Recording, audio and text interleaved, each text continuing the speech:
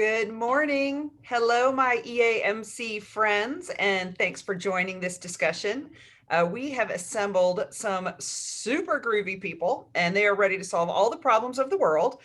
And we only have an hour, so that's a super tall order. So what we decided to do is just do a quick intro of all our wonderful panelists, but we're going to share their bios in the chat so you can see how impressive they all are.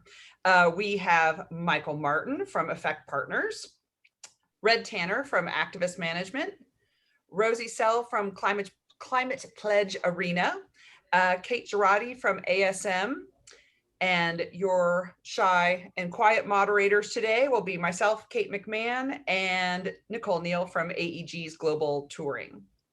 If you guys have any questions, we'd love if you would put them in the Q&A, so we'd love to try to get to all of them today. Awesome. Thank you, Kate.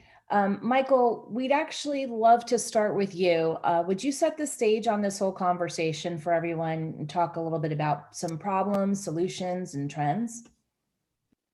Sure, and I'm going to add super groovy person to my resume. Now, I didn't have it on there. It's good to know. So, okay.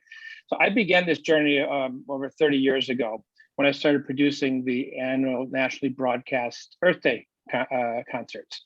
And I thought you can't produce an environmental event and not do it sustainably. So I started the concept of event greening back in 1990.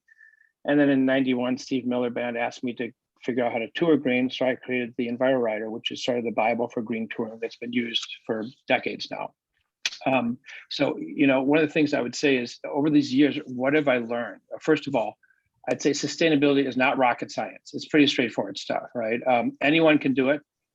There's a lot of reasons why people say they can't or why it isn't done. It's inertia, it's apathy, it's lack of knowledge, it's not having support from the top. There's a misperception that it will cost something. In fact, when you don't buy straws, it saves money. There's a bunch of examples like that. The most recent one is blaming COVID. Can I please get everybody to stop putting plastic around plastic silverware? You can't get COVID from touching things. So be aware of that. I think what I'd say is the problem is too big for us to let those obstacles stand in our way. We have got to now come together. It's a different world right now. And I think that having a solid sustainability strategy is actually becoming a critical part of business success.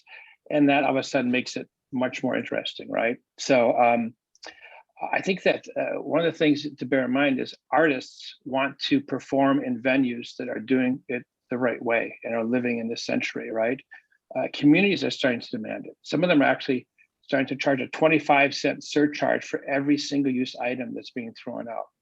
And guess what? More and more people, especially younger people, the people who are going to concerts, they really care. And they really care so much that they're actually starting to call out buildings and venues and festivals that aren't taking action. So here's the good news. There's a lot of resources that are becoming available and are more accessible. And we're going to talk about that in a little bit. I do need to just for a second, because whenever I do a talk like this, I need to frame it up.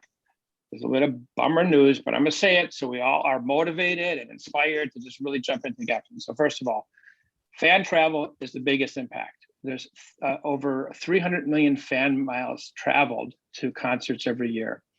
The average distance traveled to a festival is over 600 miles, let alone the energy, water, waste generated as cities are built in fields, right? Each of these systems generate waste. And here's the key thing. There is no such thing as away. We do not throw things away. We put things in different places on the planet, right? Recycling does not work. This is going to be really bummer to hear for people who have spent a lot of time and effort putting recycling signs on these little bins and helping people recycle. It all gets contaminated. It's wish cycling. We have got to move towards single use as fast as we can. I'm biased, full disclosure. I started r.Cup because of what I saw, and I've tried for 25 years, pulled my hair out trying to get people to recycle. I finally gave up and said, we got to have a new solution. Bioplastic cups, compostable cups, people thought were great. It's a single-use waste. It does not work in most communities. And now Ball has come out with aluminum cups, which actually are the worst option out there from an environmental standpoint. Sustainability also includes a wellness component. We don't forget that, and there's been a lot of talk about that, awareness about that in the industry. So, it's important to bear that in mind. The industry is scaled, so the impact is exponential. Climate change, landfills, health and wellness issues. There's fires, floods. It's 100 degrees here in Minneapolis today, which we're normally got snow happening. So it's weird. It's weird, and everybody sees it. I'm not going to go into all this stuff. We all know this. It's why you're here, why you're attending this panel. So enough bad news. Let's talk about good news, okay? And this stuff is actually, because there's such scale in the music industry, we actually are able to have a huge impact in terms of our messaging and in terms of our role modeling, right? So it's a powerful platform that we all have in the industry. So, it's important to remember, it doesn't matter what you did yesterday. What's important is what you're doing today, what you're doing in the future. So make finding out what you're doing at your venue around sustainability really easy. And you're going to hear some cool things that are happening and how people are communicating it here. Make sure it's on your website, including your press kits. Make sure promoters have access to information. You want to incorporate your sustainability efforts into your team or venue app, and we actually have a API SDK to integrate into existing apps. Work with the artists to get the word out. Support the artist initiatives, whether it's eco villages, composting, reusable cups, whatever it is. How about this? Let's all work together and not have any more single-use plastic bottles on stage going forward. We can, let's have reusable water bottles and hydration stations. Talk about role modeling. It's the worst thing for an artist who's totally committed to sustainability and venue's committed to sustainability, and there's plastic water bottles, single use, sitting there. Participate in Jack Johnson's Kakua Foundation, the BYOB program. Sustainable catering practices. Check out Musically Fed. So many good things happening. And the key thing to know, you're not alone. Many people took this last year to reflect and look at the industry and do some soul searching. AEG has developed this amazing climate positive touring initiative. There's a movement of industry professionals coming together to form an association called the Music Sustainability Association. I encourage you to go to musicsustainability.org, put down your email address, and we'll send you like multiple pages of resources that everybody can have access to. And I think that just a closing thought I want to say is, you guys as marketing leaders have an absolutely critical role in becoming fluent, aware, and effective on environmental issues. Is not only the right thing for your building, your business, your community, but frankly, it's your responsibility. It's all of our responsibility to stand up and take action on this. So wanted to close this, I want to say one thing Jeff Johnson always says, which is so right: an individual action multiplied times millions creates global change. So that's what we're about here. All of us here on the panel and in the room are working together to create this impact. So carry it back to you guys. That's awesome. Thank you so much. And that's a great segue into Rosie Selle, who is the VP of Marketing for probably the most sustainable venue on earth. And I'd love to hear more about what y'all are doing there and all your partnerships. There's just so much. Yeah, no, thank you. I mean, we're certainly aiming, right, to be the world's most sustainable arena, and that all stemmed from being in the city of Seattle. We're pretty lucky. We're a progressive city. We're one of the top cities for recycling and all other kinds of sustainability initiatives from the government down. And so it kind of made some sense that we were always going to be pushing the envelope when OVG came in to redevelop the site. And then when our naming rights partner, which is Amazon, came through, and they kind of challenged us a little bit more. And first, I mean, they could certainly have put their name on top of the building, and it would have been Amazon Arena. We'd had a big giant smile, and it would have been great.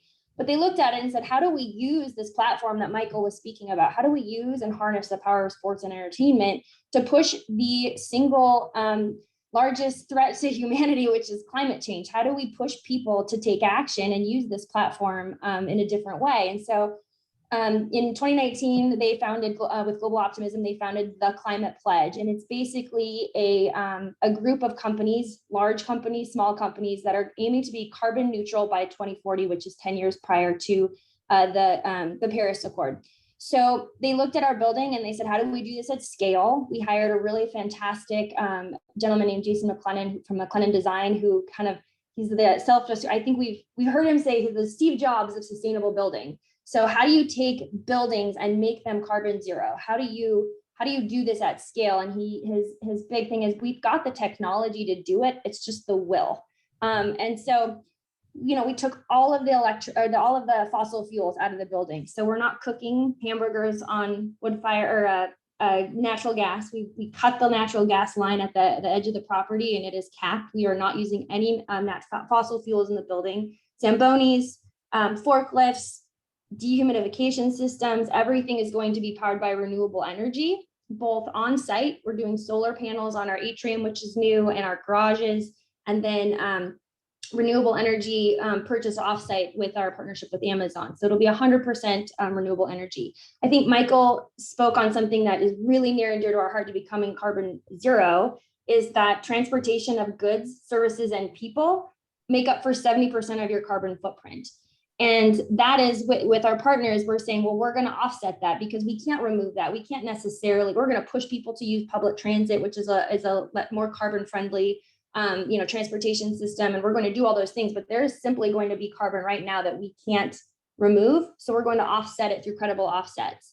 And it's a huge part of our story. It's a huge part of how we're going to become carbon zero a year after operations, which was what the certification that we're going for, which is called the International Living Futures Institute, has a carbon zero certification. That's what we're aiming to go. So that's like the big story around Climate Pledge Arena, is this removing fossil fuels. It's the thing that excites us most. And then there's all the other things that Michael kind of touched on as well, that we've been able to, because of this partnership, push vendors, zero single-use plastic by 2024. We're pushing the market to say, you know what, candy manufacturers, beef jerky manufacturers, all of these folks, we're not allowing it in the building. So if you want to become a partner with this movement, then you've got to get creative, and you've got to be more progressive in how you're packaging things, because we're just not going to allow it. I think the other one is this thing we talked about, the plastic bottles. That's a tricky one. Right now, the vendors are two big vendors. We can go unnamed on those. They don't have that ability to do it at scale, but we're pushing them to, saying you have to figure it out by 2024, or we're just not, that's part of the deal. And then, obviously heavy recycling and compostable options.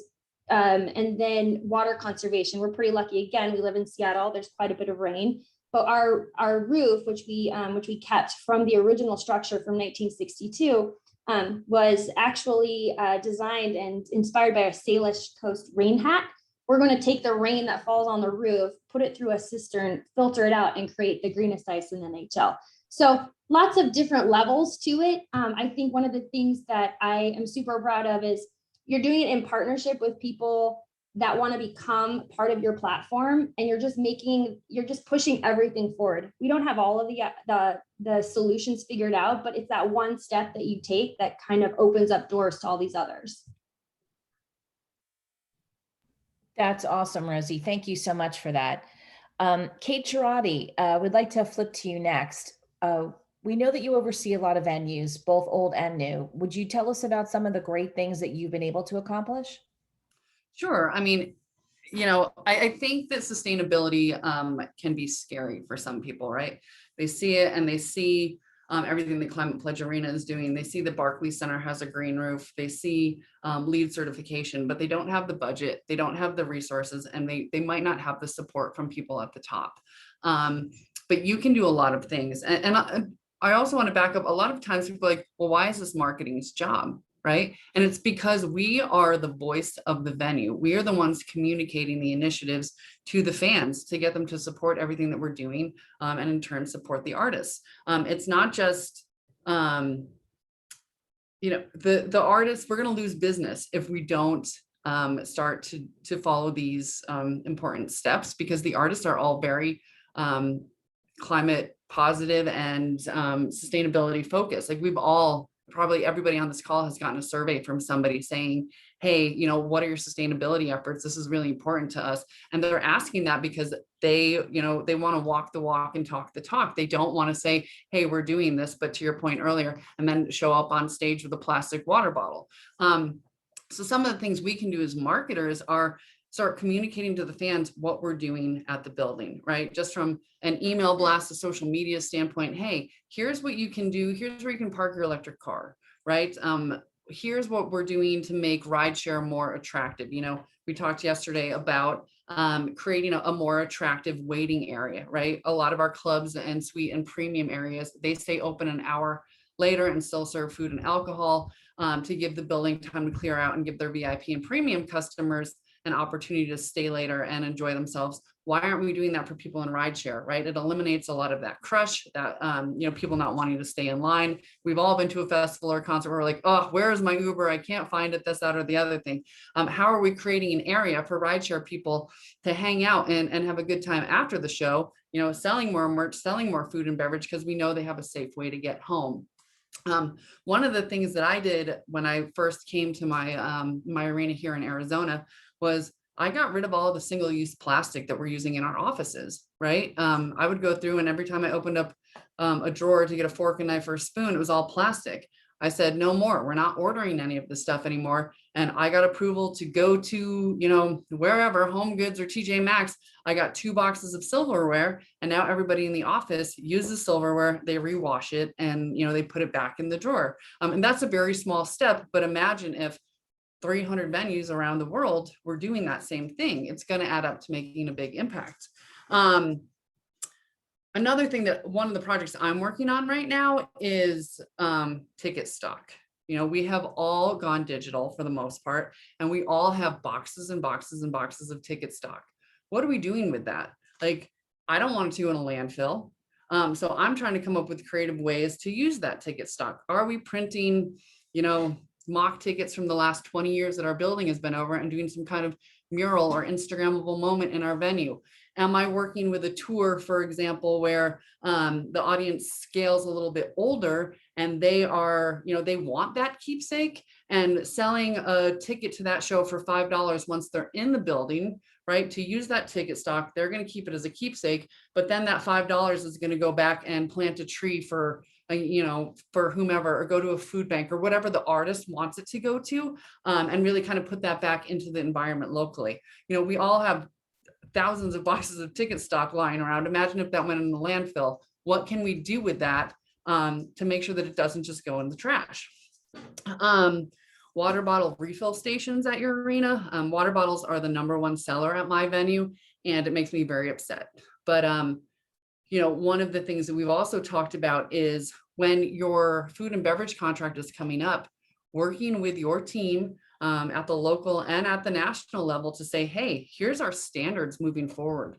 And in order for you to be considered as our food and beverage partner, you need to find alternative options, kind of like Rosie was talking about. You can't sell your water in a plastic bottle. I don't understand why we do that. Why can't we just take our beverage cup that we fill up with soda and fill it up with water? You know, why can't we have a biodegradable straw? Why do we need a lid? Are we selling a water bottle that you can refill at a water station somewhere throughout the arena? You know, and kind of just thinking forward to when our contracts are coming up and alternative methods that we can use. Another thing we can all look at, and again, as a marketer, we might think, well, this isn't me, this should go to engineering or operations. Low flow toilets, right? We can all retrofit our toilets so we're using less water. Automatic hand sensors on your sinks. Those save 30 to 50% of water waste for every faucet that you make, that you retrofit, and it has a sensor underneath it, because they're not dripping, they're not, you know, people can't just leave them on and walk out of the restroom. Small changes that end up making a big difference.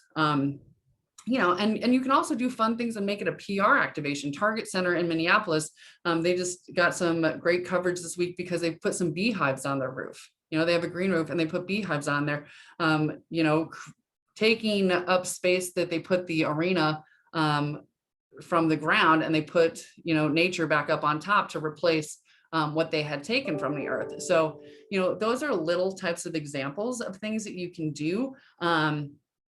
It's hard, you know, not everybody is as passionate about it as we are, but you can start to make those little changes in your communications to your guests, and thinking outside the box with, well, what can we do to make a difference, and how can I get rid of this, but in a way that it still provides a great fan experience, but you know, we're being less wasteful. That was amazing. You had like 100 good ideas in 5 minutes. I was, Kate, I was just going to touch on something Kate said, because it made me think about it too. Like why is this marketing's problem? But there's actually probably some things that we can all go to our operations teams, as she said, and say, okay, well, what are we doing? Do we have low flow fixtures? And then get some numbers and crunch it and tell that story. Did you know that we're saving 30,000 gallons a year because we're doing this? And then it becomes to gain traction, and then you get more buy-in that this is engaging our audiences and this is what they care about. And now we can go forward and maybe do a different project. So it just made me think of that, Kate. So it's really right. Like working with your team store and your merch partners, right? Don't put the t-shirt in a plastic bag. Just hand them the t-shirt or get a paper bag, you know, or charge them for that plastic bag and then put it back into the environment. Like there's so many things that we can do. And again, we need to be authentic about it. We can't say one thing and then do another. And it is hard, you know, not everybody at the top thinks the way that we do, but they're starting to see that, wow, this is becoming important and we really need to have these conversations. And that's where we as marketers can really start to use our voice. You know, and we've also talked, you know, when we were preparing for this panel with Kate and Nicole, like how do we get the artists a little bit more involved, or have the artists give us resources for our social media channels, you know, in promotion of the show to say, hey, you know, I'm Kenny Chesney and I'm coming here and I want to make sure that you're using rideshare and recycling when you get, like, you know, just fun little clips that we can use as a marketing tool for the show, but also that have a positive message attached to them. Well, that is an excellent segue to our next guest, Red Tanner. I'd love to hear more from you from the artist side, like what your acts are doing, what makes you excited when you come into a building, what you like to see, and, you know, tell us about your work with Reverb too. I'd love to hear about it. Sure. I think it's been teed up very easily. I would love for all of the ideas that Kate, Rosie, and Michael just mentioned to be implemented across the country. So just do all of that and the artists will be very happy. Easy. But yeah, all of the examples are great. I mean, you can start in catering, not seeing the bottles, get the gallon jugs, and the tours hopefully have already put into action that they've got their reusable bottles. And again, it starts with the artist really needing to support this. Michael's example of an artist using a single-use plastic bottle on stage is just, it's, you know, it's so discouraging. You don't realize it, and it's sort of an unconscious reaction, but there's a photo that's taken, you've got it on your mic stand, and all of a sudden that's the photo that goes viral. And you might not even realize that that's in there, but it sort of starts with the artist. I think the artist really needs to be conscious of it, be all in, and be a role model. And I think Kate saying, use the artist's voice 100%. If you've got great incentives going on in your venue, if there is an incentive for them to do ride shares, for bringing their own bottles, let us as the artist that does support this, to use our voice, and maybe in a pre-show email that might be referencing security and when are doors, and, you know, what time do you show up? Hey, if you take ride share, look what this venue is doing. It's awesome. Like, we would love to help spread the word about all of the great things that you're doing. So I think that that's where you guys can use the artist's voice. And I think it's what we'd like to see when we get to a venue. You know, again, it's the obvious things. It's working with Musically Fed or other organizations to compost leftover catering. However bad or not effective recycling might be, at least try. And maybe there's recycle bins in the offices. We can control the backstage area. I think we can try as much as possible to incentivize you guys to take that to the next level and eliminate single-use plastic on front of house, so that it's more, you know, that's the huge impact, obviously. But at least we as the artists can come, and our little bubble can be as sustainable as possible, because we're working with the venue to try to do that. A lot of our clients, we work closely with an organization called Reverb. They are a nonprofit focused on tour greening, have worked closely with Jack Johnson, Dave Matthews Band, my clients, Dead and Company, and the Lumineers.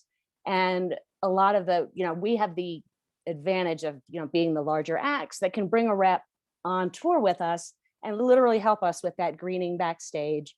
One of the big initiatives that we do is we'll sell those reusable water bottles out to the fans, and they'll show up with water stations. So kind of try to create that habit, because it's your you're a fan of this band and hey, I want to have a Lumineers water bottle. Cool. I'm also not going to go and buy 2 bottles of water. Instead, I'm going to go to the refillable water station. So it's us as the artists sort of helping you incentivize those fans. And then the other thing that we do in partnership with Reverb is it's a simple, small fee that we tack onto the tickets. Again, for these larger acts, it's harder when you're, in a smaller venue. But I think as arenas, most of you guys are probably dealing with the level that we're at.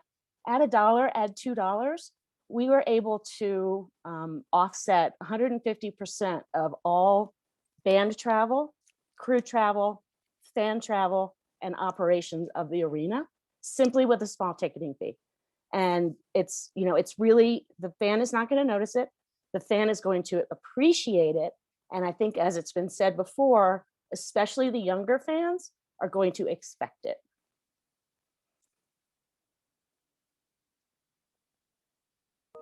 That's really, really amazing. Thank you so much, Red. What great conversation today and great points by everybody. Just want to take a quick second to remind everyone, if you have any questions, please pop them in the chat. We're happy to answer them. Also, if there's things that you're hearing today and there's, that you love, or if the things that you're not hearing that you're doing, please also drop those into the chat, because we want to hear what's going on. This is a conversation we should all be having. Starting the conversation is what's probably most important, and good ideas can come from everybody and be used everywhere. With that, Kate and I are not only your amazing moderators, but we're part of AEG's Climate Positive Touring Group. We want to take a minute to talk about some of the initiatives that we've been doing over the past year or so, and take the scary and engage in the conversation, take the scary out of the conversation and engage a little bit further. So our group got together a little bit more than a year ago in the middle of the pandemic, and we found ourselves chatting about how we were going to change the world one concert tour at a time. And we embarked on a journey with a venue survey that I'm happy to say that at this point, we are now over 100 venues deep in receiving information back from. And the idea of this venue survey is for us to get an idea just where everybody is in their journey and what we can learn from, figure out where we need to go. And also, we have artists that are demanding sustainable options on their tours, and we want to be able to show them what actually exists in the world. And if there's a place that they want to play and potentially it's not the way they're looking for it to be, that we can reach out to the venue and say, hey, how can we meet in the middle or leverage this up a little bit? So we've really been having some great success with it. We also have now made this part of our venue advance. And it's a great document that just touches on all the different areas, whether it's food and beverage, operations, communications, just to figure out what's going on out there. Kate, let me flip it to you. Well, one of the other things with Climate Positive Touring, our little rogue group of promoters, which has been a super fun project since I clearly didn't have any tours to work on. But besides the venue survey, one of our other initiatives was the promoter guide. So we just wanted to write up a guide to help promoters pick off the low-hanging fruit.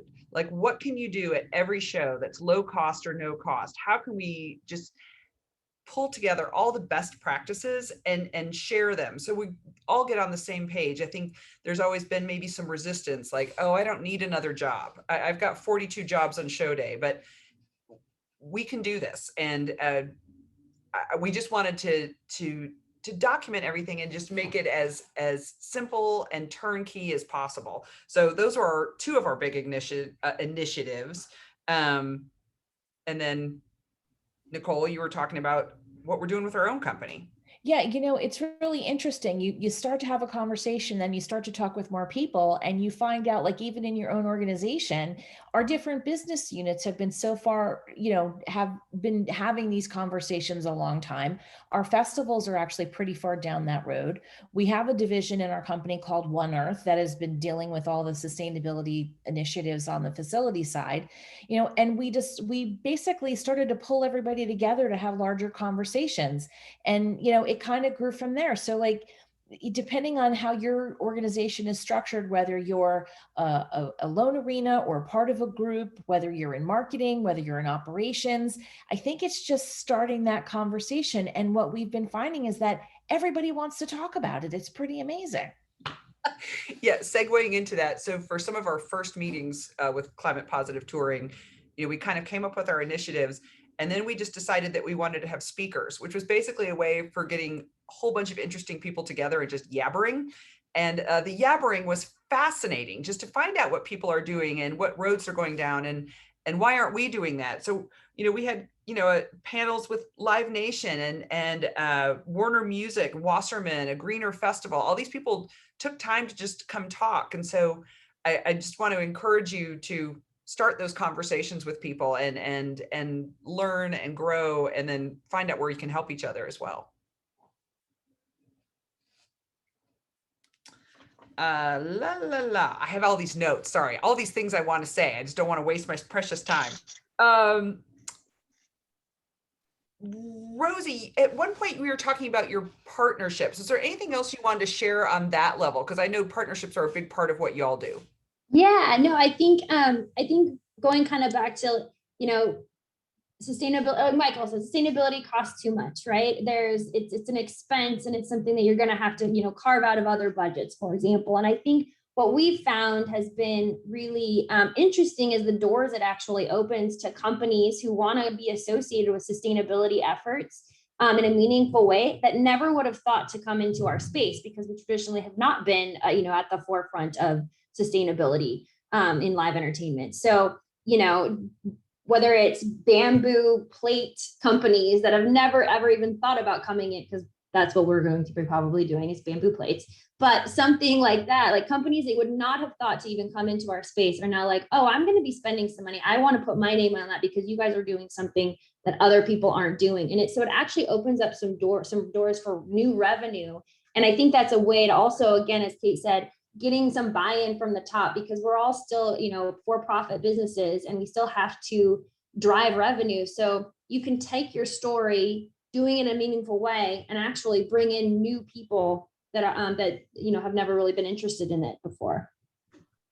Yeah, and to add to that, like one of the things that I have discovered, kind of on my no single-use plastic bottle sales in our venue journey, or my quest, if you will.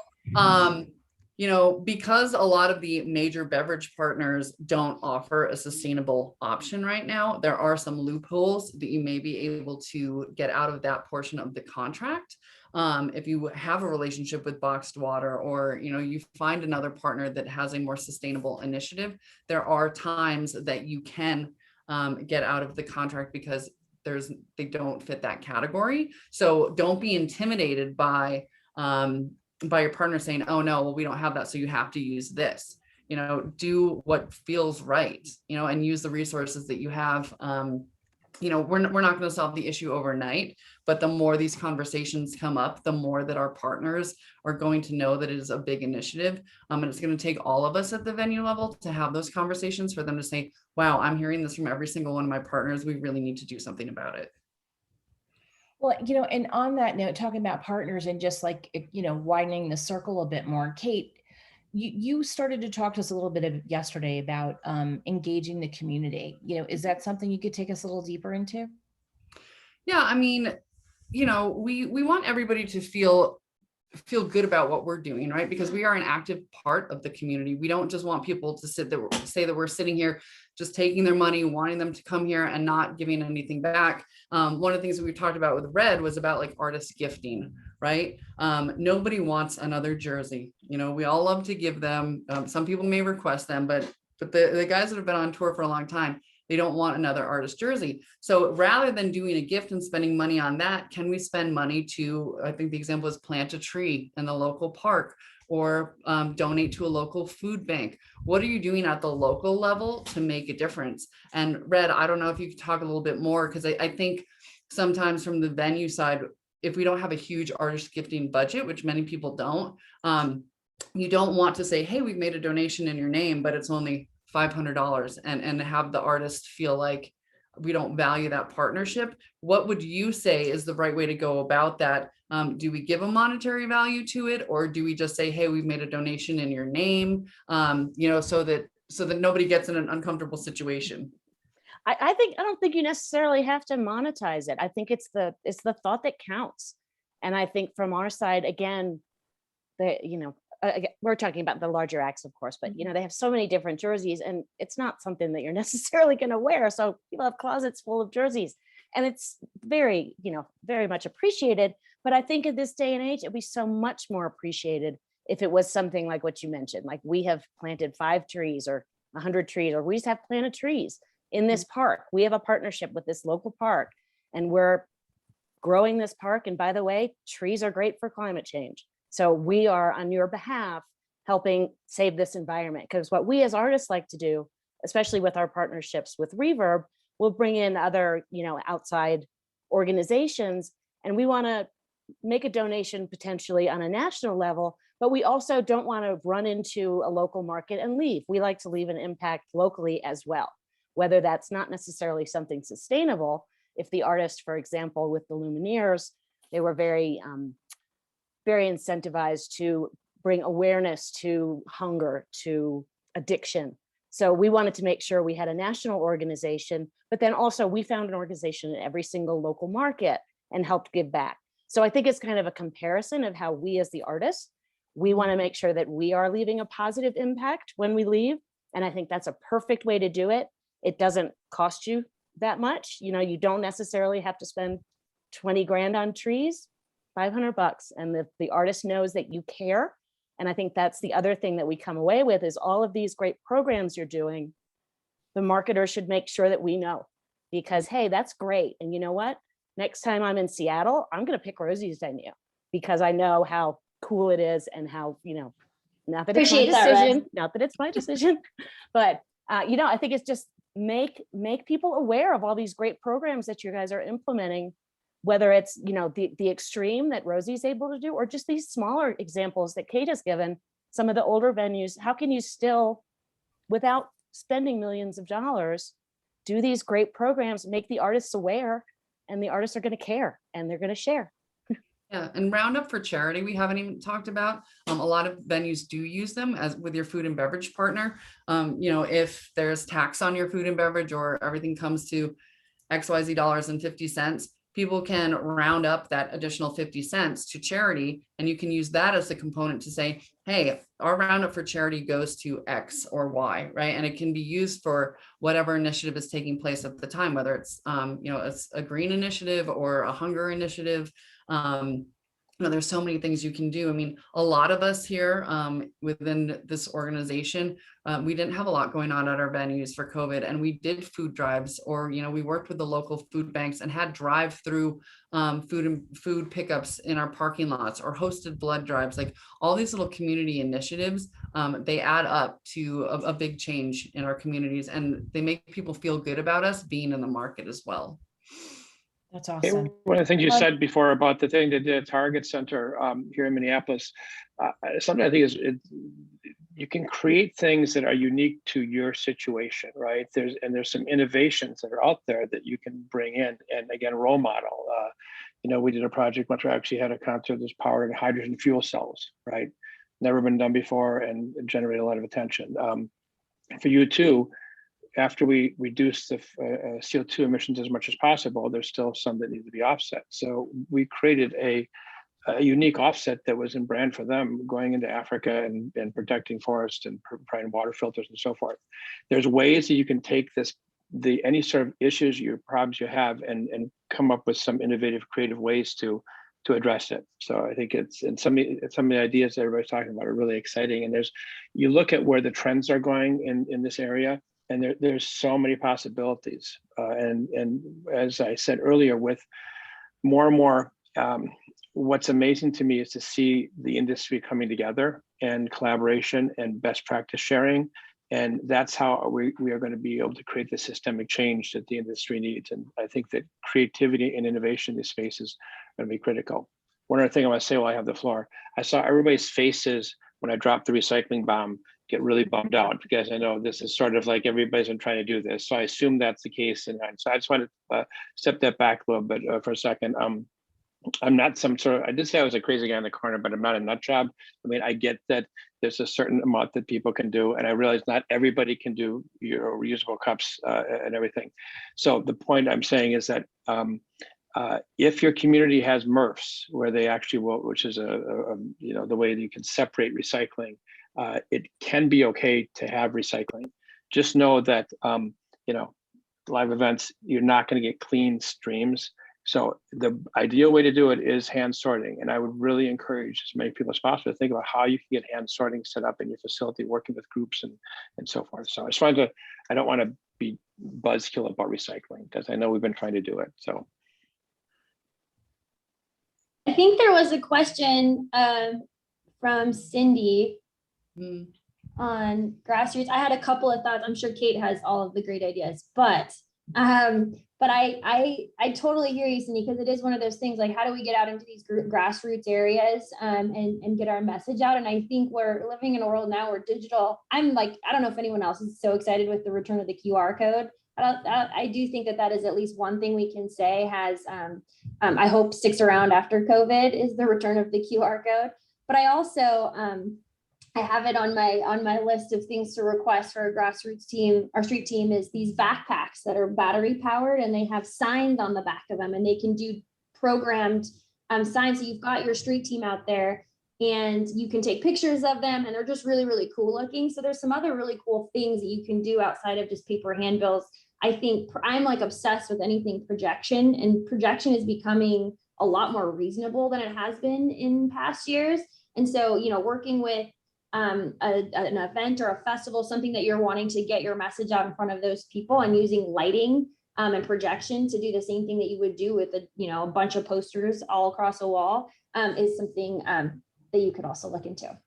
From the artist side, I think that's something that we would love to see in marketing plans is creativity. How are you uniquely using digital and all of these great ideas, but put those, you know, whether it's the ones that come from the radio stations or it's ideas that you guys just have as the local marketers.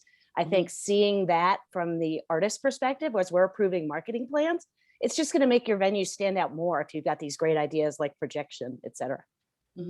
Yeah, that I was going to mention the backpacks because I've seen those and I think they're pretty cool. They're so cool. And depending on, you know, the market that you live in, when I was at Barclays Center in Brooklyn, we would do projections and BOGOs like on the Brooklyn Bridge, in Union Square, major hubs, you know, around the time of day that people are getting out of work or going to work, so that, you know, we'd pick a couple locations around the city and do that. It's a little bit expensive, right? But it's high impact. The other thing, you know, we've all seen those graphics that appear on the sidewalk when it rains. Great promotion for Seattle or other rainy climates, you know, South Florida, Puerto Rico. You know, there's a lot of creative ways out there. And again, like if anybody is doing any of this cool stuff, we'd love to hear about it, because, you know, as this becomes more part of the forefront, you know, we're going to need to rely on each other for like, hey, what is everybody doing? But we've seen some cool stuff out there. There's a lot of also those touch screens and directionals in some of the major markets, Seattle, San Francisco, Los Angeles, New York, that you can put digital ads on. But there's a lot of options out there. But Cindy, we're happy to send you some of this material afterwards too. Well, we have just a few minutes left before we're booted out of our Zoom. And I think that this has really been a great session. There's been some great dialogue here. We really haven't had many questions, so going to give you one last opportunity to get them in. Otherwise, Michael, I'd like to throw back to you for any closing thoughts. Well, a couple of things. One is this makes me so happy that I'm the only guy on this panel, because I've been doing this for so many years and it's always a bunch of guys and no women, and it's so exciting to see this. The other thing I want to say is it's exciting to see there's so much interest in this. For so many years, I was sort of the lonely guy over there at the Polestar conferences and other events saying, hey, talk to me about sustainability, and nobody wanted to do it. And now it's really exciting to see the momentum that's happening. It's sad that it's happening because of what we've all gone through and are going through and the planet's going through. The thing, I guess the one big takeaway I would say on this is that as I said, we all have a responsibility. We have positions of power in terms of role modeling and messaging that so many, I mean, environmental groups would die to have the platforms that you guys all have, right? To be able to get that message out there. I remember when I was helping to produce Earth Day 2015, and I got all the environmental groups to send out a blast. And I thought, this is so great. And right before I did that, I counted how many members they all had, and it was 40 million total. And then like Usher, who was performing, had like 80 million alone, right? And that just shows the impact and power of this industry. So I'm so hopeful. It's exciting to see what's happening. This stuff is needs to be a part of all of our business strategies and plans. And if it's not, it's going to be a problem for you. And there are solutions out there. And I want to say once again about the Music Sustainability Association. The idea is what you were talking about, Kate, a gathering spot for best ideas and practices. We're just getting started, but we want everybody is invited, welcome to be involved in sharing all information out there. So I guess that's my thought. It's exciting to see this, and this is a good. We have a good future ahead of us. Sorry about the exciting thing. And then I know if there was one or two people who were asking about some of the resources that we talked about today, and we're going to compile a list and we're going to get them back to Adam, and we're going to ask that they get posted when they post the recording of this up on Facebook. So does anybody else have any last words that they want to add? I'll have one. I have one. And I think I want to commend Michael for all of his work, because I really do believe it's people, you know, like him in this industry who have been beating this drum for a really long time, that actually ended up kind of in a way inspiring some of the things that we're doing in Seattle, and taking an arena name and making it for, you know, an initiative. It doesn't happen overnight. Those things don't just be like, we should do this one day. Like it really is kind of a groundswell, if you will, from a lot of work that's happened for a lot of times. And like he said, it's you know, it's nice to kind of see us all really starting to pay attention to it and focus on it, and it becomes part of our business plan. That's when it really, you know, gains steam, I think. But I would say that we are extremely fortunate. We have a shiny building that has a really, really strong focus on this, but that's what we're trying to do, is take that first step and be inspirational to other folks that you can do this at scale if it's really thought of and supported from the top. But we don't have all the answers, and it's not going to be something that happens like, oh, immediately you're completely 100% sustainable. It's step by step by step, and hopefully we'll be able to share some really great practices that we learn by having these types of resources put towards this specific endeavor. And I think that that's what's really cool, is that we're going to all be able to share those, whether you're a brand new building or you're an older building, or, you know, what are the things that we can do now to keep this ball rolling. And I just wanted to say to everybody, don't be afraid to have the conversation. Don't say, well, this isn't going to make a difference, because it's going to make a difference. One small act at your venue is going to make a difference over time. So please don't think that, you know, what you're able to do, if the only thing I can accomplish at my venue is changing out single-use plastic cutlery for washable cutlery that's not washed in a dishwasher and everybody hand washes it, like, that's making an impact, because we haven't bought single-use plastic in the 3 years that I've been in Arizona, and it adds up. So please don't think that any effort is too small. Well, on that note, we are almost out of time. I'd like to thank all of my super groovy panelists, and of course my fellow super groovy moderator. And thank you all for tuning in. This was really interesting, and I really appreciate everyone's time. Thanks, everybody. Thanks, guys. Thank you. Thank you.